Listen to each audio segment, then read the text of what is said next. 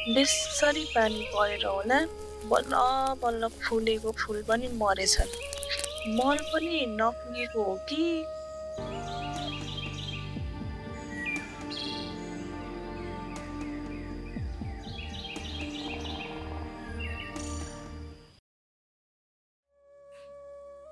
यस्तो पानी परेको आज धेरै दाम भयो। के भएको आज नयाँ लुगी हेर्ने हुन्छ तिम्रो रातो रङको हो होइन त्यस्तो केही भएको छैन। तपाईँ टिभी हेर्दै गर्नुहोस् म चिया बनाइनुहोस् है।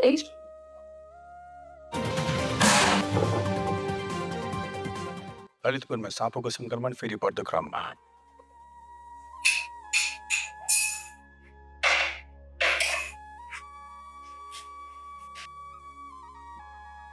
भाइ हेर्नु त कस्तो रातो भएको छ हो। यतिको रातो त जसको नि भइहाल्छ नि, केही गर्नु पर्दैन। भाइले भनेको नि ठिकै होला, यति रातो त जसको नि हुन्छ। ए दाइ पनि पो आउनु भएछ त। नमस्ते दाइ। नमस्ते नानो। दाइ चिया नि। धन्यवाद बहिनी, तिम्रो आँखा रातो जस्तो देखिन्छ नि। ए हो र, त्यस्तो रातो भएको छैन। अनि बहिनी कति बसेको रातो भयो नि तिम्रो। हजुरले अनि बिहान बगैँचामा काम गरिरहेको थिएँ, आँखामा केही पसेको जस्तो लागेको थियो, त्यसपछि अलिकति रातो भएको हो कि। आज पनि सेतो पुतलीबाट आँखामा हुने रोग आएको छ। यो रोगमा पनि आँखा रातो हुने साथै आँखा दुख्ने पनि हुन्छ। तिमीले छिट्टै अस्पताल लानुपर्ने देखिन्छ। यस्तो बेलामा आँखाको उपचार राम्ररी भएन, समय भएन भने आँखाको दृष्टि जाँदा जोखिम पनि हुन्छ। त्यही भएर सकेसम्म चाँडै अस्पताल जाऊ, आँखा त्यो है। हुन्छ त। यो दाइ पनि यति सानो कुरालाई पनि कोही हस्पिटल जान्छ। हेर भाइ, आँखा जस्तो कुरामा खेलवाड गर्नु हुँदैन।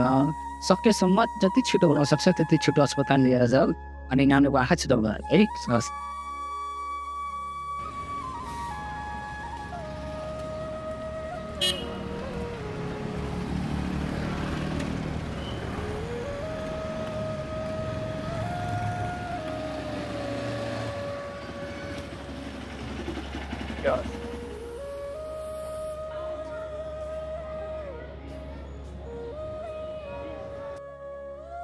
एउटा टिकट दिनु न।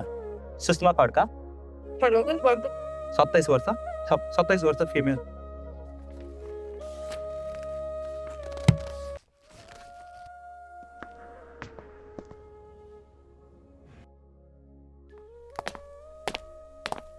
नमस्ते, बस्नुहोस् त। के भएर आउनुभएको तपाईँ? तपाईँ मान्छे बिहान गार्डनमा काम गर्दा थिएँ, जसम्म केही पढाइ जस्तो लागेको थियो। पछि उयो धेरै सेतो पनि जस्तो पनि देखेँ। त्यसपछि मेरो आँखा रातो भयो, आँखा देख्न पनि अलिक कमजोर भयो कि आज बिहान देखेको थियो मलाई। यहाँ राख्नुहोस् त चिउरो, सिधा हेर्छ है। अलिअलि रातो भएछ। तपाईँलाई उज्यालो पनि हेर्न गाह्रो भइरहेको हो। हजुर डक्टर। आँखाको अगाडिको भागमा अलिकति पिप पनि जम्न थालेछ। यो चाहिँ साँपो रोगको लक्षण हो नि। तपाईँ समयमै आउनुभएछ, धेरै राम्रो गर्नुभयो। डाक्टर साहब, अब मैले यसको लागि के गर्नुपर्ने भयो त? अब हामी तुरन्त उपचारतिर लाग्छौँ। सबभन्दा पहिला त तपाईँ छिटो आउनु भएकोले हामीले अहिले सुरुमा आँखामा सुई लगाएर प्रयास गर्छौँ। छिटो आएको फाइदा त्यही हुन्छ, औषधले छिटो काम गर्छ र तपाईँलाई अरू समस्या हुनबाट बचाउन सकिन्छ। अब तपाईँले उहाँलाई तुरन्त अपरेसन थिएटरमा लिएर जानुहोस्। अहिले हामीले गर्नुपर्ने उपचार विधि अहिले सुरु गर्छौँ है। हजुर।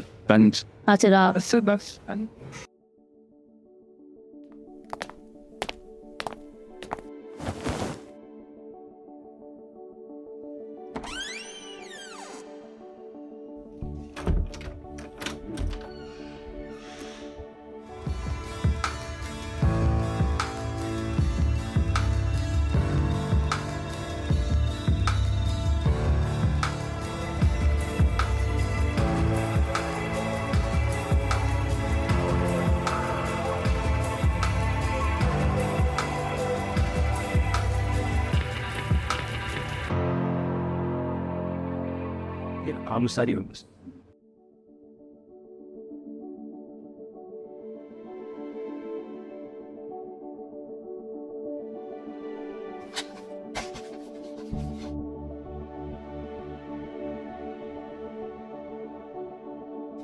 तपाईँको आँखा चाहिँ सापुटी गर्दाखेरि अलिक जटिल अवस्थामा भएको भेटिङ गर्दा हामीले अपरेसन गर्नुपर्ने हुन्छ। तपाईँले मेरो आँखाको दृष्टि त आउँछ होला नि इम्प्रेसन गरेपछि अब यो रोग अलि जटिल भएकोले चाहिँ कति आउँछ भन्ने कुराहरू छ अनि चाहिँ हामीले चाहिँ कोसिस गर्नु पर्ने हुन्छ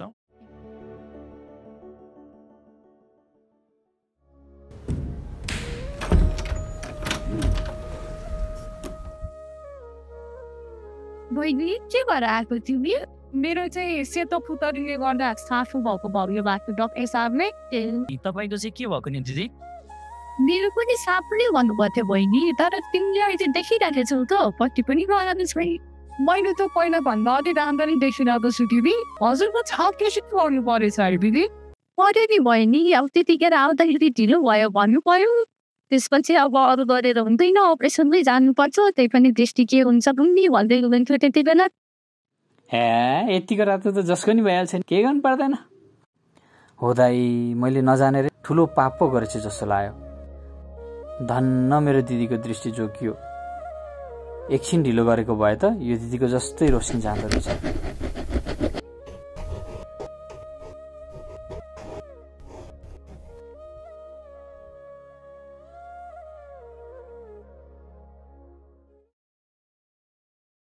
यो हात हल्लेको देख्नु भएको छ मात्र देख्छु त मैले त केही पनि देख्दिनँ त डक्टर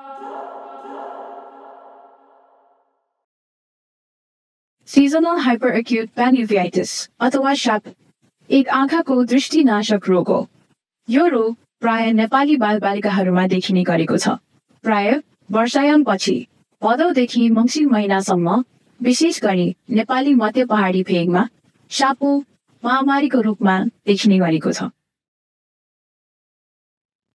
सापुका लक्षणहरू हुन् एक्कासी एउटा मात्रै आँखा रातो हुने चिप्रा नलाग्ने दृष्टि घट्दै जाने उज्यालोमा हेर्न गाह्रो हुने र उपचार नपाएको खण्डमा रातो आँखामा सेतो नानी हुँदै जाने लक्षणहरू सुरु भएको 24देखि 48 घण्टासम्ममा उपचार नपाएको खण्डमा सापुको कारणले गर्दाखेरि दृष्टि जाने डर पनि रहेको छ सापुबाट बच्नको लागि सेतो पुतलीको संसर्गबाट टाढा रहने घरको झ्यालढुकाहरू बन्द राख्ने सेतो उज्यालो बत्तीहरू नबाल्ने झुल टाँगेर सुत्ने र सुत्ने कोठामा बत्ती निभाएर सुत्ने समयमा उपचार पाएमा सापुबाट आँखा र दृष्टि दुवैलाई जोगाउन सकिन्छ जब सतर्क रहनुहुन्छ आफू ठिक हुनेछ सापु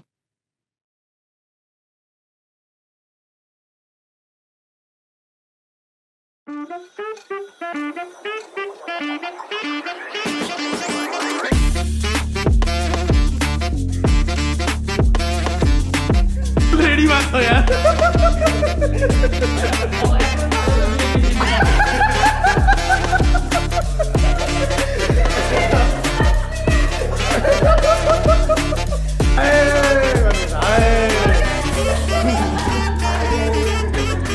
हुन्छ आफू ठिक हुनेछ सापु